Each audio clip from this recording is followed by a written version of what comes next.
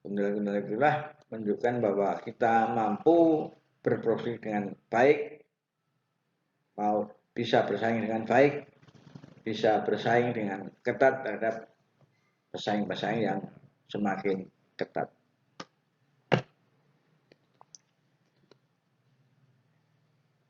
Kita lanjutkan pembahasan pada manajemen kualitas, di mana manajemen kualitas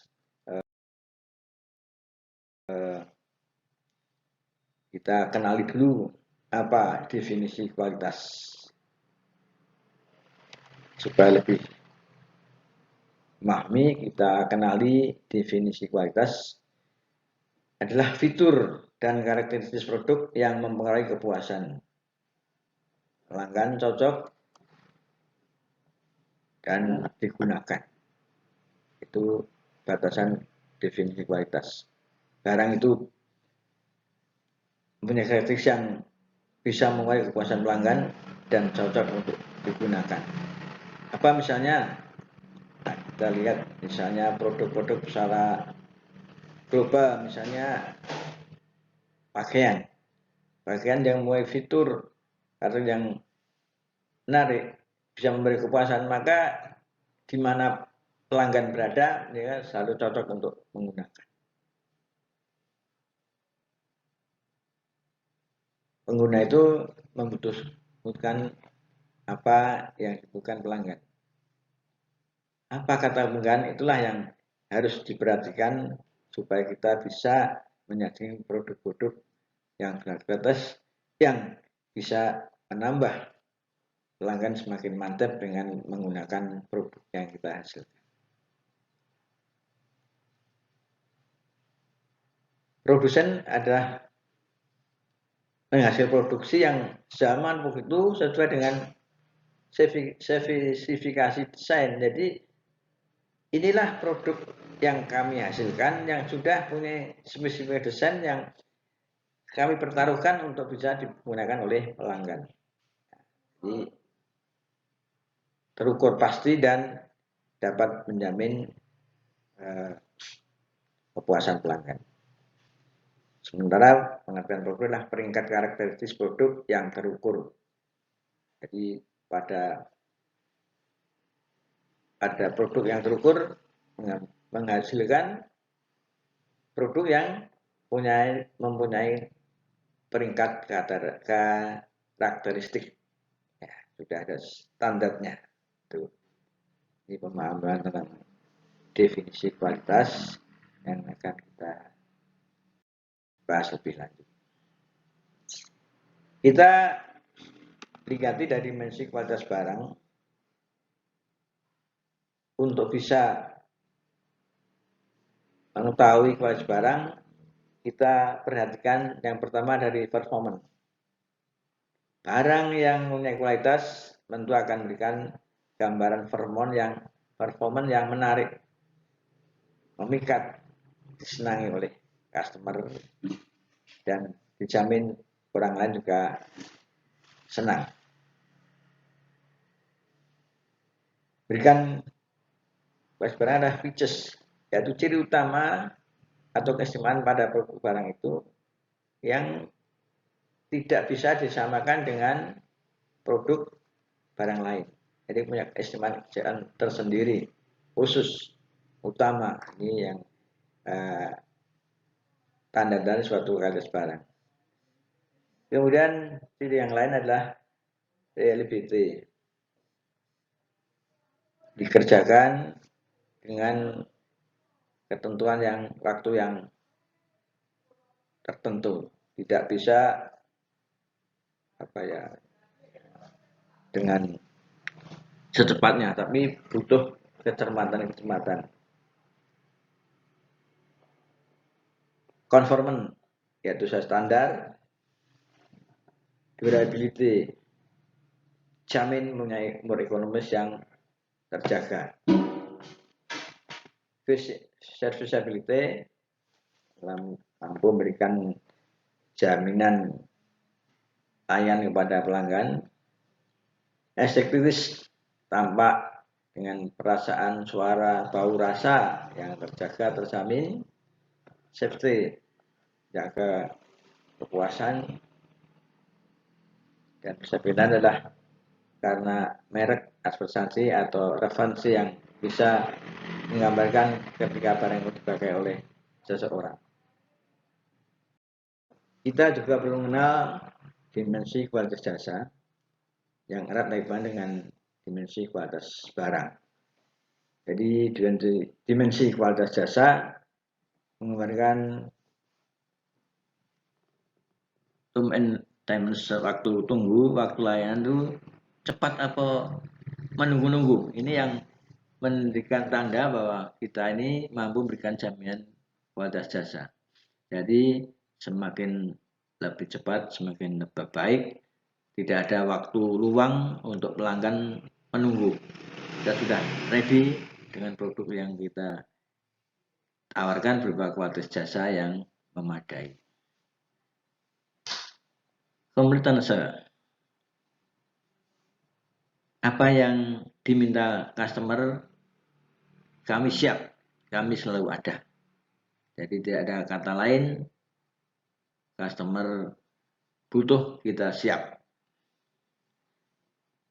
Courtesy, pelayanan menghormati dengan sopan, nyaman, dan sikap yang baik yang diminati oleh pelanggan dalam layanan kualitas jasa.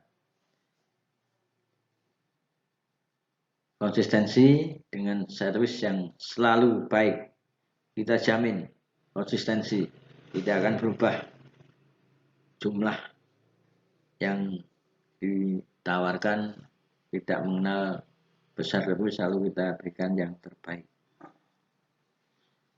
Accessibility dan convenience adalah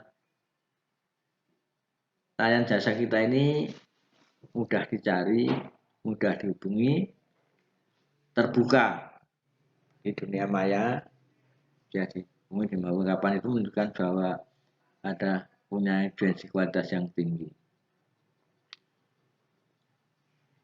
Akurasi, teliti, lahan kami jaga dengan kecermatan yang tinggi sehingga pelanggan akan percaya bahwa kita bekerja dengan cepat. Ini yang dicari oleh pelanggan dalam rangka kualitas jasa yang mereka butuhkan. Responsif, tanggapan. Perusahaan setiap customer ada masalah penanggapan itu yang akan menjadi responsif tanggapan kami dan akan memberikan yang ke depan apa yang menjadi tanggapan, apa yang keluhan akan kami berdayakan lebih dulu, kami tanggapi lebih dulu sehingga lebih memberikan keyakinan pada customer terhadap kualitas jasa yang kita berikan. Saya lanjutkan mengenal tentang mode JIT atau just in time. Intinya adalah mode yang melakukan efisiensi atau penghematan dalam proses produksi sehingga bisa tersaji dalam waktu yang singkat, cepat, dan tidak ketergantungan karena di sana sudah terjalin proses antara kebutuhan produk dan nanti penyampaian kepada konsumen sudah terangkum dan just in time.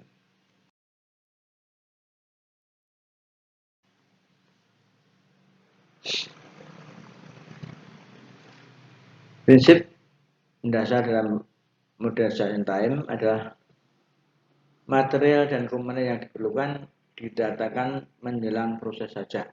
Jadi sudah siap, sudah tersaji, tidak menunggu-nunggu lagi. Sehingga setiap kali proses produksi berjalan maka barang sudah, materi sudah siap, tinggal proses saja.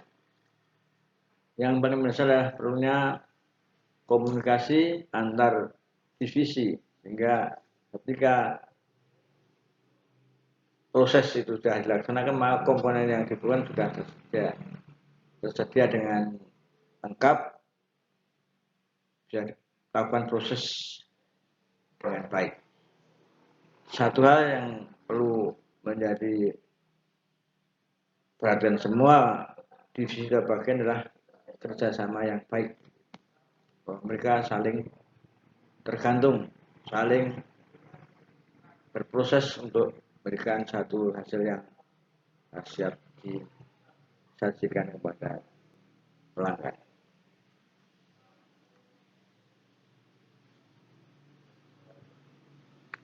Prosesnya menggunakan sistem yang penuh, tidak bisa diputus mata rantainya, atau kita gunakan full system.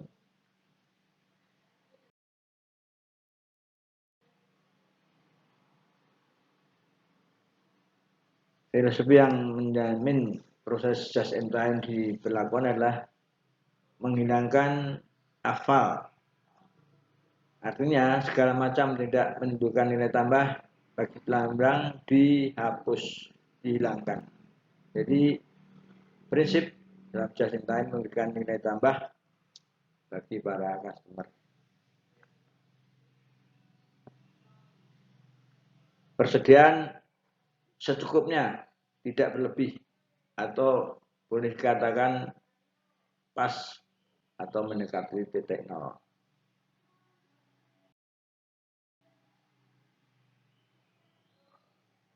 Yang perlu kita perhatikan, penghapusan hafal yang tidak bermanfaat bagi customer adalah proses yang tidak efisien, jadi menunggu-nunggu tidak perlu lagi.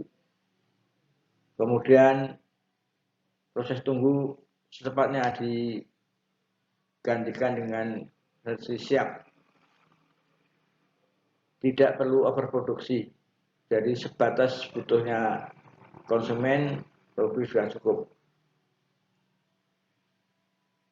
Dan proses yang cepat, yang akurat, yang tepat waktu. Tidak ada keraguan yang tidak diperlukan. Tidak dibutuhkan produk gagal. Tidak perlu persediaan berlebih. Ini contoh-contoh apa yang tidak memberikan manfaat pada konsumen. Jadi prinsipnya konsumen siap, barang ada, barang tidak berlebih, tidak ada produk gagal, dalam proses lancar, bisa tidak terganggu oleh adanya transportasi yang gagal. Contoh apa yang tidak diperlukan.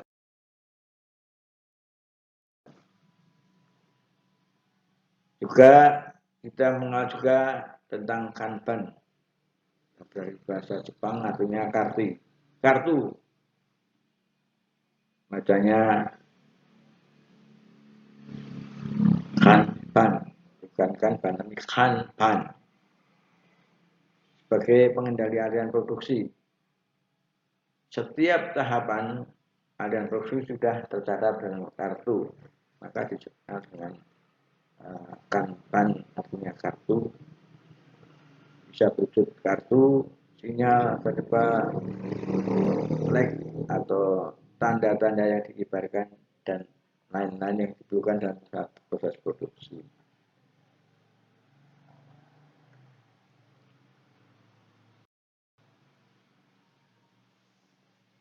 Model push and pull.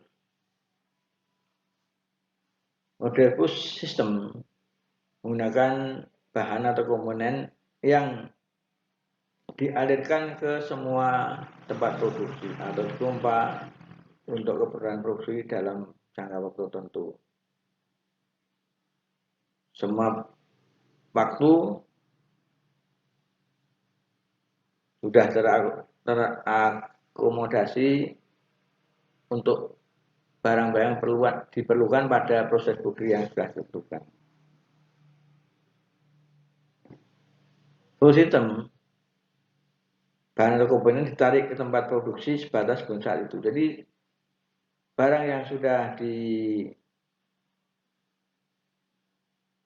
jadi ditarik ke tempat produksi, di mana proses produksi berlaku.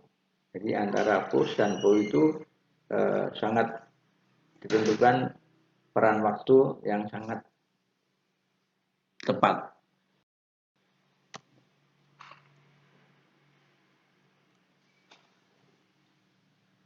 Sehingga proses produksi berjalan dengan tepat sesuai dengan rencana, bisa dikontribusikan kepada pelanggan untuk bisa menikmati hasilnya. Jadi kehematan dalam proses, kehematan dalam kesiapan, kehematan dalam rangka menjadikan peran kepada pelanggan untuk bisa menikmati produksi yang kita sajikan.